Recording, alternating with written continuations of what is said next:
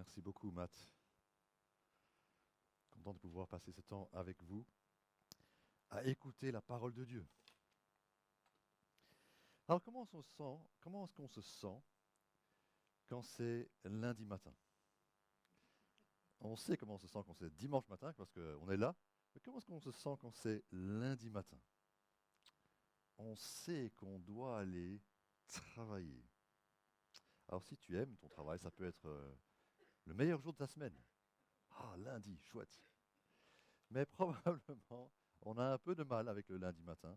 Ça semble un jour à supporter, un jour à passer, bon, en espérant que finalement on sera vite vendredi et qu'on pourra à nouveau profiter d'un peu de repos pendant le week-end. Mais quand nous voulons vivre en tant que chrétiens, notre connaissance de Dieu change tout. Connaître Dieu change pas seulement nos activités, nous ne péchons pas, nous essayons de vivre ce que Dieu veut, mais aussi notre attachement, nos sentiments par rapport à ce qui nous occupe. Et nous voulons être sages. Nous avons commencé une série il y a quelques semaines sur la sagesse. Nous voulons apprendre à vivre selon la sagesse de Dieu. La semaine passée, on parlait de la sagesse avec l'argent. Aujourd'hui, on va parler de la sagesse avec le travail. Comment être sage au boulot.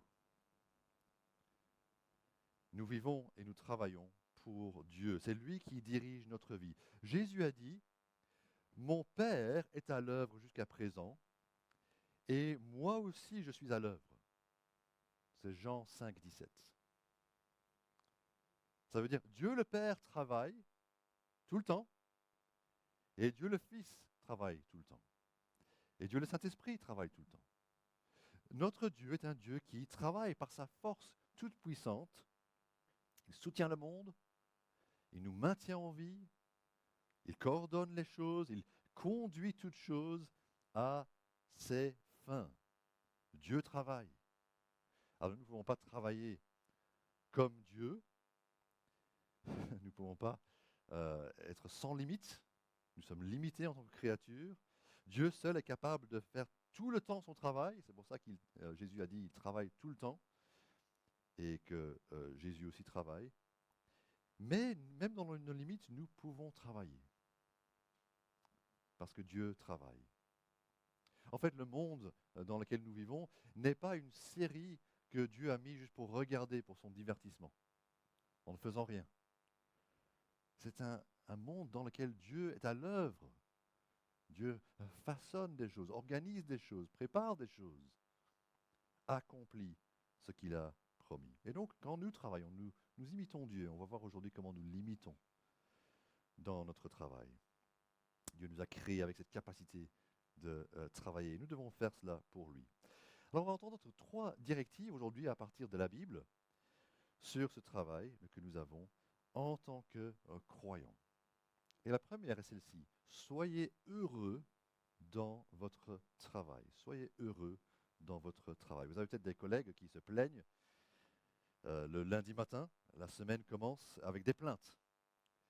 On se retrouve et on se plaint. Oh, les autorités, oh, la météo, le patron, les conditions, c'est pas bon ici, etc. On commence souvent avec le sport national de la plainte. C'est comme ça qu'on commence notre semaine. Et il y a des murmures, simplement parce qu'on ne veut pas travailler, et on doit travailler. Mais au lieu d'écouter les plaintes, et au lieu de se joindre à ceux qui murmurent, écoutons la Bible. Ecclésiaste chapitre 3, verset 10. Alors on est en train d'écouter la partie de la Bible qui est dédiée à la sagesse. On a commencé par les psaumes. Il y a aussi les proverbes qui sont bien entendu bien connus pour la sagesse qu'ils ont. Mais le livre de l'Ecclésiaste est aussi un livre biblique de la sagesse qui nous permet de comprendre la perspective de Dieu sur le monde et sur la vie, pour que nous puissions être sages dans ce que nous faisons ici-bas. Vous voyez Ecclésiaste chapitre 3, il va être affiché aussi, je pense, mais on va lire les versets 10 à 13. Ecclésiaste 3, 10. J'ai vu quelle occupation Dieu réserve aux humains.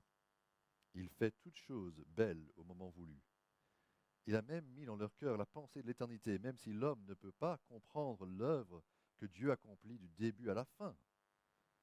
J'ai reconnu que leur seul bonheur consiste à se réjouir et à bien agir pendant leur vie, et que si un homme mange, boit et prend du plaisir dans tout son travail, c'est un cadeau de Dieu. C'est un cadeau de Dieu. Ça peut surprendre. Vous voyez l'accent qu'il met là? On se réjouit. Il est en train de dire, soyez heureux dans votre travail. L'Ecclésiaste est un sage. C'est quelqu'un qui a compris les choses d'après Dieu et qui a aussi étudié la vie. Je pense que l'Ecclésiaste, en fait, c'est Salomon, le grand roi sage. Plus tard dans sa vie, il réfléchit à ses choix et aux conséquences de ses choix. Et il décrit la vie. Et parfois, on le trouve un peu pessimiste. Et donc, ça peut sembler un peu surprenant que l'Ecclésiaste, ici, est en train de dire « Soyez heureux dans votre travail ». Est-ce qu'il ne voit pas les problèmes du monde? Est-ce qu'il n'a pas il s'est pas aperçu de la difficulté qu'ont les gens à travailler? Ben oui. Si on remonte au chapitre 2, donc le chapitre précédent, verset 22, il dit « Oui, que retire l'homme de tout son travail et des préoccupations de son cœur, alors qu'il se donne tant de peine pour cela sous le soleil? Ses journées ne sont toutes que souffrance et son activité n'est que chagrin. Même la nuit, son cœur ne connaît pas le repos.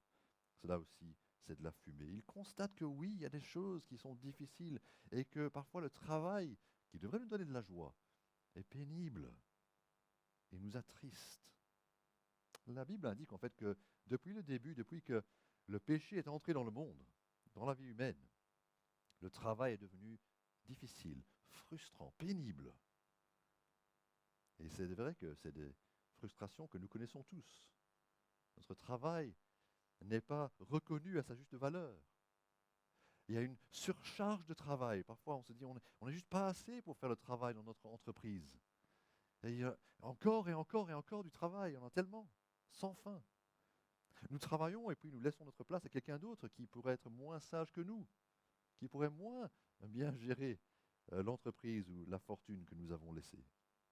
De toute façon, on ne garde pas le fruit de notre travail, n'est-ce pas?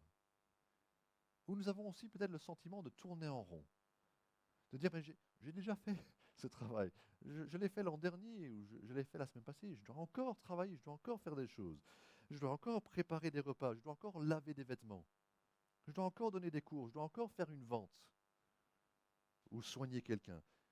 Eh bien oui, tout cela, l'Ecclésiaste le sait. Il dit oui, la vie tourne en rond. On a le sentiment qu'on l'a déjà fait et que pourtant on doit le refaire et puis ça continue et on tourne en rond. On ne voit pas tout ce que Dieu a préparé. On ne peut pas comprendre l'œuvre de Dieu qu'il accomplit du début à la fin. L'autre surprise ici est que l'Ecclésiaste est un homme de Dieu et on pense qu'il va dire quelque chose de plus spirituel que alors, travaillez bien et puis mangez et buvez et amusez-vous bien. Ça semble pas vraiment très spirituel. Mais en fait, ça fait partie de sa réflexion sage. Alors il faut comprendre que le livre de l'Ecclésiaste est un parcours, d'accord? Et ici, ce n'est pas la fin du parcours, il va arriver au chapitre 12 à la conclusion qui est « Craignez Dieu et respectez ses commandements ». Ça, c'est la conclusion ultime de la vie du croyant. On craint Dieu, on est sage, et on craint Dieu, on respecte Dieu. Mais ici, c'est une conclusion intermédiaire. Ce n'est pas la conclusion vraiment finale, ce n'est pas le dernier mot, mais c'est néanmoins une conclusion qui l'appuie. Nous devons reconnaître la valeur de notre travail. La valeur ultime, c'est d'être en bonne relation avec Dieu, mais nous avons aussi comme cadeau de pouvoir manger, boire. Ce sont des choses naturelles, agréables. Travailler fait partie de notre vie humaine. Vous savez, le travail n'a pas été inventé après la chute.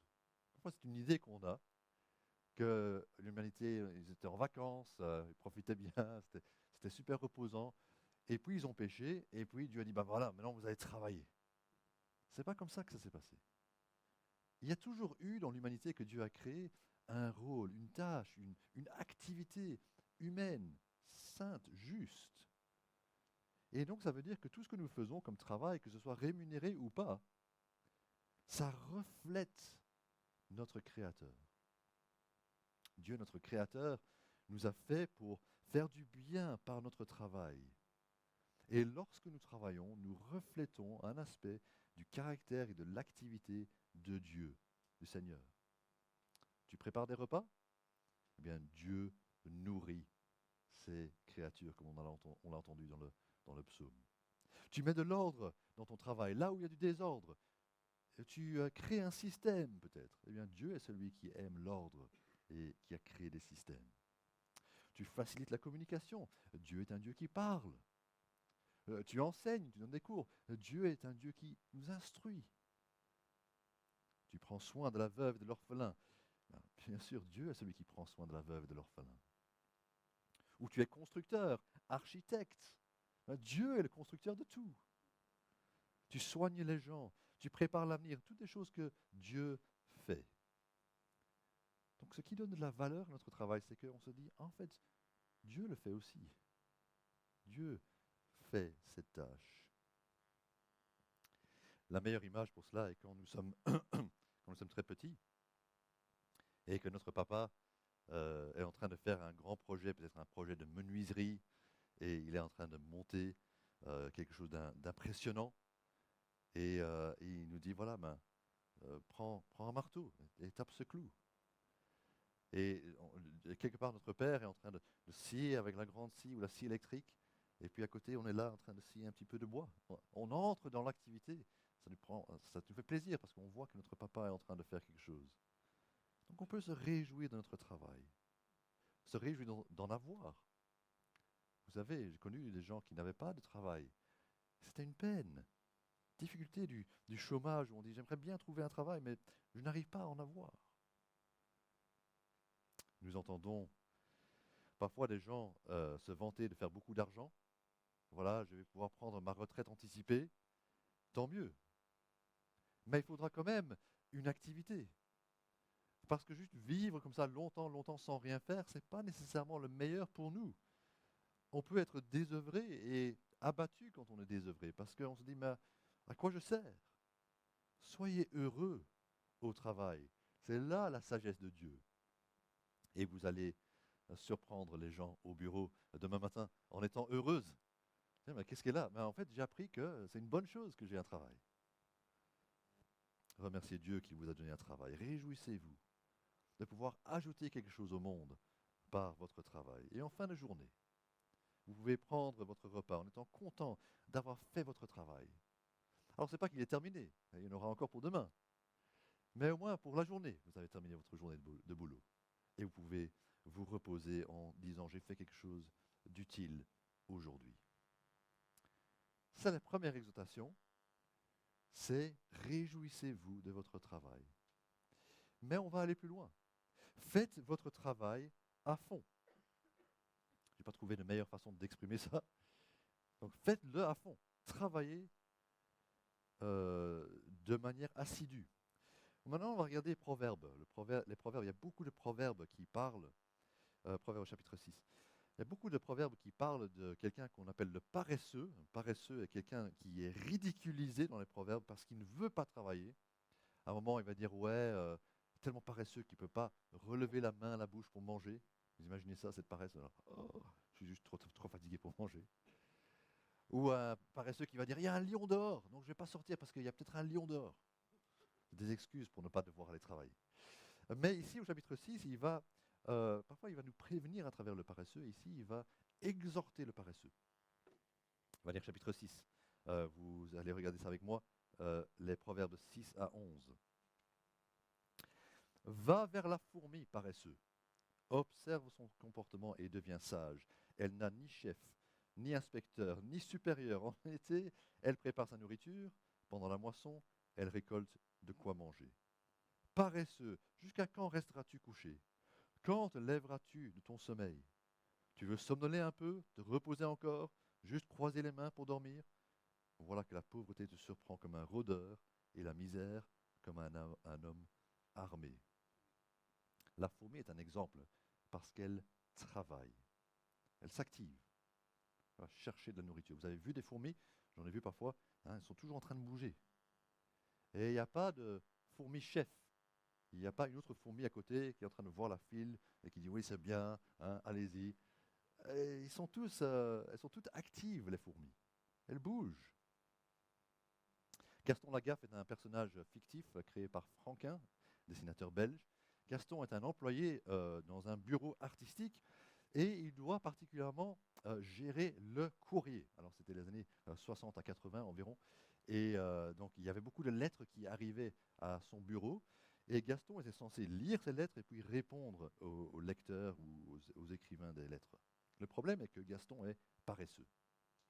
Il y a des montagnes d'enveloppes. Ça prend en fait des proportions comiques. Ils sont cachés un petit peu par là. Il y a des montagnes d'enveloppes, de courriers en retard auxquels Gaston est censé répondre. Et son chef doit s'énerver sur lui parce que ça n'avance pas. Non seulement Gaston, il aime roupiller parce qu'il est paresseux, il est aussi très créatif pour trouver d'autres choses à faire. En fait, quand on constate, quand on lit une planche de Gaston, on voit qu'il fait plein de choses. Il nourrit des animaux, il a des choses qu'il invente, il bricole des choses, il y a de la chimie amusante. Il fait plein de projets. C'est juste pas le travail qu'il est censé faire. Il n'avance pas dans son travail parce qu'il est en train de faire d'autres choses. Et ça montre que la paresse peut prendre différentes formes. On peut être actif et pourtant paresseux. On peut être paresseux au lit, mais on peut être aussi paresseux au travail. Ah, il est là au bureau chaque jour, mais il ne travaille pas. On peut être paresseux sur le plan intellectuel. Oh, pas envie de réfléchir. On peut être paresseux sur le plan spirituel. Ouais, il ne faut pas trop me demander. La paresse peut en fait nous affecter de différentes manières. Et la paresse en fait est une passion. Quand j'ai compris ça, ça m'a vraiment ouvert les yeux. La paresse est une passion. La paresse n'est pas l'absence de passion, c'est une passion qui nous prend. On peut être passionné pour le fait de se reposer et c'est dangereux. Regardez le risque. On veut juste faire une sieste, dit les proverbes. On veut juste dormir un peu plus longtemps. Et c'est comme si un voleur à main armée était venu et nous avait piqué notre portefeuille parce qu'on ne va rien gagner pendant qu'on est en train de dormir.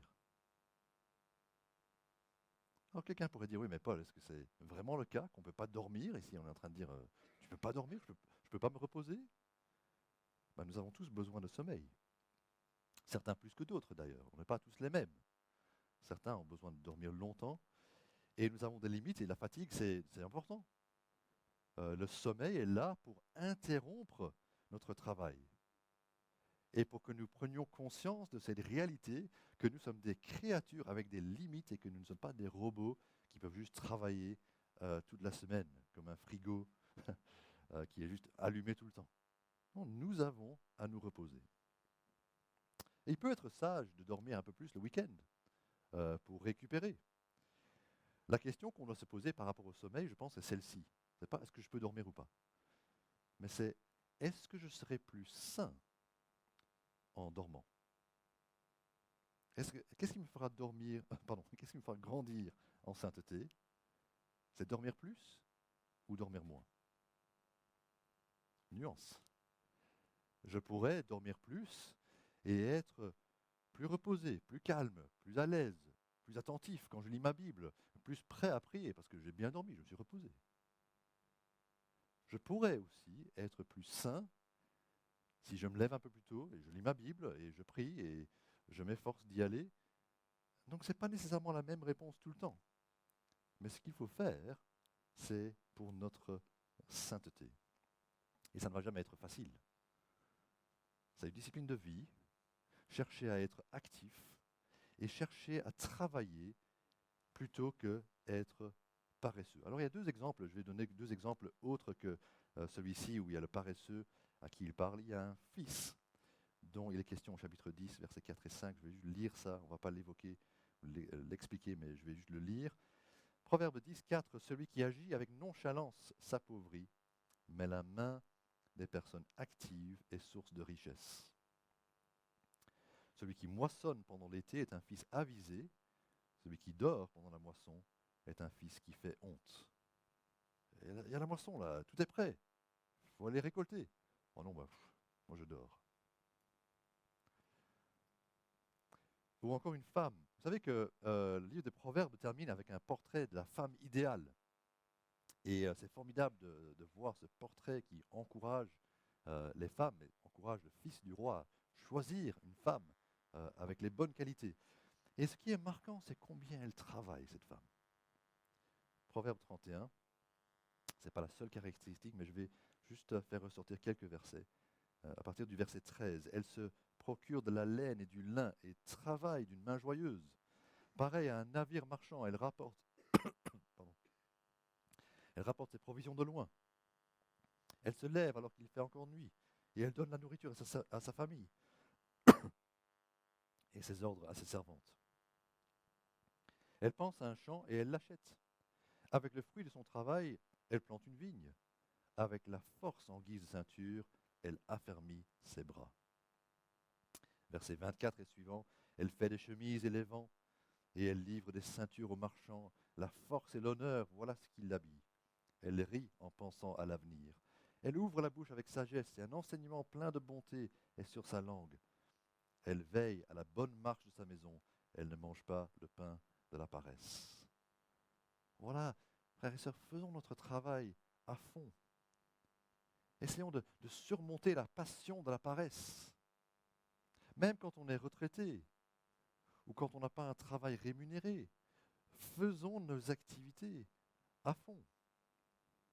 Le Nouveau Testament confirme notre appel à travailler à travers ces versets que j'aime beaucoup. Tout ce que vous faites, dit-il, faites-le de tout votre cœur, comme pour le Seigneur et non pour les hommes, sachant que vous recevrez du Seigneur un héritage pour récompense. Le Seigneur que vous servez, c'est Christ. Tu veux penser patron ou madame la directrice ou la chef de service? Non, ton maître, ton patron, c'est le Seigneur Jésus. Et ça doit nous pousser à travailler de bon cœur. Pas à faiblir dans notre engagement, mais de travailler de manière ardue, concentrée. Mais que faire si on n'aime pas son boulot? Que faire si on ressent que ça demande un trop grand investissement de notre part et on n'aime pas travailler là? Alors il peut être légitime de changer de profession ou de changer de boulot, de cadre. Il y a des moments où on peut être renouvelé par un changement, ou par un nouveau défi. Ce n'est pas un péché de changer d'endroit où on travaille. Le problème est quand on ne travaille pas. Quand on va au boulot, on est tellement malheureux que finalement on n'arrive à rien produire. Alors on va s'absenter de plus en plus de son travail et c'est bon pour personne. C'est pas bon pour toi, mais c'est pas bon pour tes collègues, c'est pas bon pour l'entreprise et la productivité, c'est pas bon pour les clients. Donc, s'il te plaît, ne t'absente pas du boulot. C'est pas sage. Ensuite, il y a des saisons où c'est vrai qu'on ne peut pas travailler à temps plein. Et il faut accepter la saison dans laquelle nous sommes. Peut-être qu'on ne peut pas travailler autant qu'on travaillait avant. Il faut accepter qu'il y a des limites. On ne peut pas nécessairement travailler comme des robots tout le temps. Mais la paresse ne doit pas prendre le dessus. Même si notre force diminue, notre paresse ne doit pas prendre le dessus. Donc évitons de faire le travail à moitié. C'est la pire des choses que vous pouvez faire, c'est aller au travail et travailler à moitié. De laisser des choses au bureau sans vraiment accomplir grand-chose. Parce que si vous passez des heures comme ça à faire du moitié travail, vous êtes censé travailler, mais vous travaillez juste un petit peu, en fait, vous allez devoir rattraper ça plus tard, au week-end, ou à un autre moment. Et puis vous allez dire, oh, je suis tellement occupé. Oui, mais si tu avais travaillé convenablement à ton travail, à ton bureau, ben, tu ne devrais pas rattraper ça maintenant. Voilà donc quelques recommandations par rapport au travail à fond. Mais la troisième et dernière chose qu'on va voir, c'est à la fin, quand tu as travaillé à fond, quand tu t'es réjoui de ton travail, la troisième chose, c'est reposez-vous de votre travail. Dieu nous montre le modèle. Dieu travaille, mais il nous montre le modèle en se reposant après l'activité de la création. Il a travaillé en 6 jours à créer le monde. Peut-être que ça lui a pris plus de temps que ça. C'est une façon d'exprimer l'œuvre de Dieu, mais il nous a montré le rythme. Après, on s'arrête. Parce que on peut se reposer et ne pas être paresseux. Si on travaille tout le temps, on fait de notre travail notre idole. Si on se repose tout le temps, on fait de notre passion la paresse. Mais si on travaille tout le temps, on ne va jamais montrer au monde que le travail n'est pas ultime. Un jour de repos, de temps d'arrêt en fin de journée, sont autant de moyens de dire stop, j'ai travaillé, mais je ne vis pas pour mon travail, je vis pour mon Seigneur. Et Dieu m'a créé pour autre chose que juste travailler, travailler, travailler. Dans l'Ancien Testament, il y a déjà le rythme qui est établi. Dans les 10 commandements, c'est présent en disant on va travailler pendant 6 jours, mais après il faut se reposer. Le jour qu'ils appellent le sabbat signifie arrêt. C'est un jour d'arrêt de travail. Et Jésus a dit une chose très intéressante à ce sujet par rapport au sabbat. Jésus a dit ceci. Le sabbat a été fait pour l'homme et non l'homme pour le sabbat. C'est en Marc 2, verset 27. Donc ça veut dire que ce n'est pas que le sabbat était tellement important que Dieu a voulu créer des gens pour qu'ils aient cette expérience du jour de congé. Non. Le sabbat avait pris des proportions énormes à l'époque de Jésus. Il y avait des gens qui disaient à quelqu'un qui était guéri, qui portait son brancard, ah, tu ne peux pas porter ton brancard. Il y avait des gens qui disaient à Jésus, tu ne peux pas guérir quelqu'un aujourd'hui.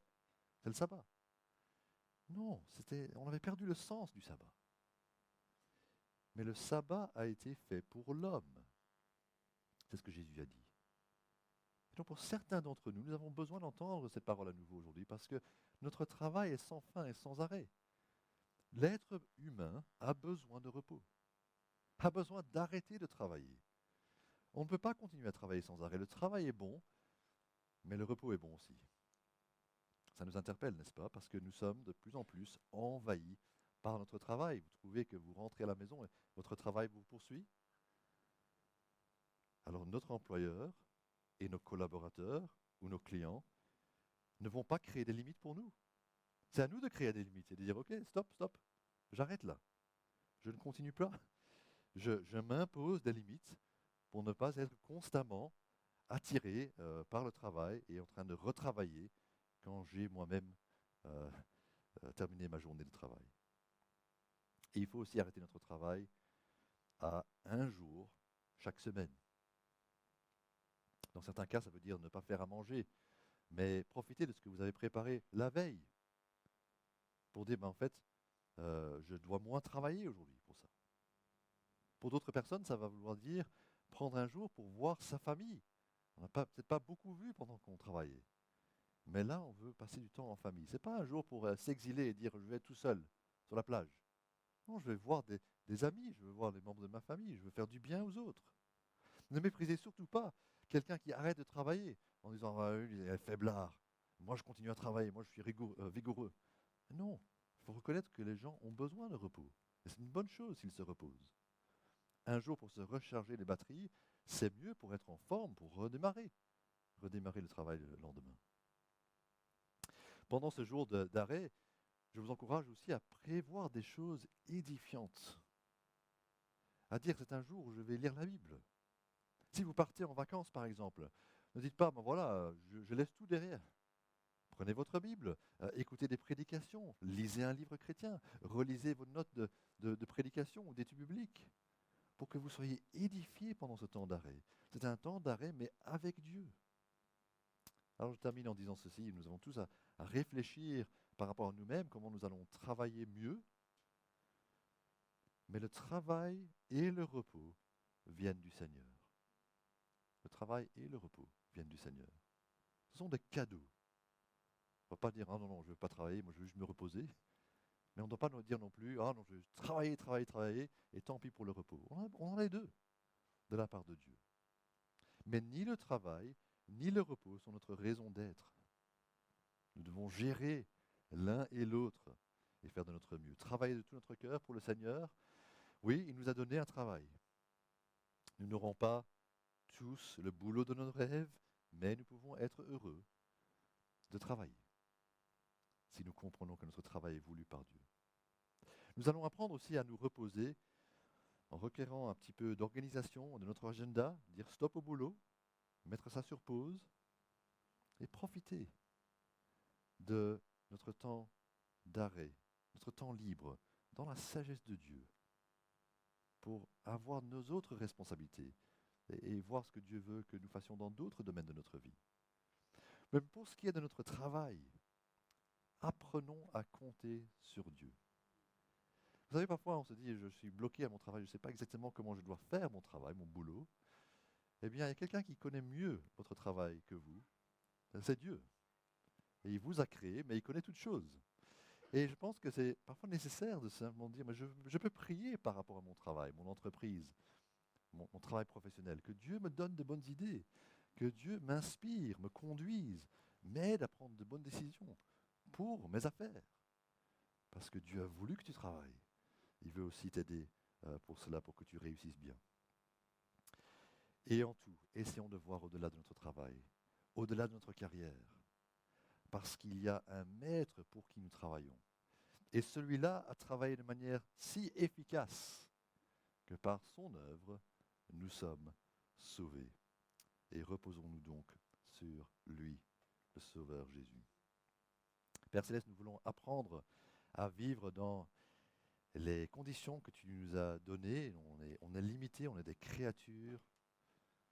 Respecter nos limites, mais aussi à faire notre travail avec joie et avec détermination. Alors aide-nous, Seigneur, que nous puissions nous encourager les uns les autres, que nous puissions recevoir l'aide de ta part pour faire notre travail comme ceux qui portent ton image. Au nom de Jésus. Amen. Aujourd'hui, nous allons prendre le repas du Seigneur. Je vais inviter le groupe à s'avancer. Et aussi, Matt, si tu veux bien prendre la table du Seigneur. Le repas du Seigneur est un moment où on se souvient de ce que Jésus a fait pour nous. Comment Dieu, notre Père, nous a sauvés à travers son Fils, qui a donné sa vie à la croix pour nous. Hébreux chapitre 1, je vais lire quelques versets. Hébreux chapitre 1. Rassurez-vous, on n'est pas parti pour une deuxième prédication. Je vais juste le lire. Chapitre 1, verset 1 à 4. Après avoir autrefois, à de nombreuses reprises et de bien des manières, parlé à nos ancêtres par les prophètes, Dieu, dans ces jours qui sont les derniers, nous a parlé par le Fils. Il l'a établi, héritier de toutes choses, et c'est par lui aussi qu'il a créé l'univers. Le Fils est le reflet de sa gloire et l'expression de sa personne. Il soutient tout par sa parole puissante. Après avoir accompli au travers de lui-même la purification de nos péchés, il s'est assis à la droite de la majesté divine dans les lieux très hauts. Il est ainsi devenu d'autant supérieur aux anges qu'il a hérité d'un nom bien plus remarquable encore que le leur. On voit ici l'œuvre accomplie du Seigneur. Oui, il a créé l'univers, il a créé tout, mais aussi Jésus a accompli la purification de nos péchés. C'est pour ça qu'il est assis. Assis, ça veut dire que son travail est fini. Il ne doit plus travailler à nous purifier, etc. Il l'a fait, il a accompli. Son travail est accompli et nous pouvons bénéficier de ce travail. Alors ici, à LifePoint, nous vous invitons à venir devant et à prendre les coupes en souvenir de ce que Jésus a donné sa vie, son corps et son sang pour nous. Et puis à le ramener à votre place où nous allons nous attendre et nous allons prendre le pain et le vin ensemble. Alors c'est du vin à l'extérieur, le cercle tout à fait extérieur, c'est du vin, et à l'intérieur, les cercles à l'intérieur sont du jus de raisin si vous préférez prendre cela. Si vous avez la foi, dites-le. Dites à quelqu'un d'autre que vous croyez en Christ. Et la première étape, c'est alors d'être baptisé, un signe public que vous croyez en Christ. Et si vous êtes baptisé en tant que croyant en Jésus-Christ, alors vous êtes invité, bienvenue à la table du Seigneur pour partager cela ensemble. Je vais prier et puis je vais vous inviter à venir devant. Merci notre Père pour la grandeur du travail de Jésus, pour nous purifier de tous nos péchés. Oui Seigneur, nous sommes bien conscients de nos fautes, récentes et anciennes, mais toi tu les oublies, tu les pardonnes, tu les effaces par le sacrifice de Jésus, ton Fils. Alors donne-nous de l'assurance, donne-nous ton pardon et la joie de la communion avec toi, et que nous puissions, avec reconnaissance, prendre ces quelques aliments en souvenir de lui. Amen. Venez ensemble.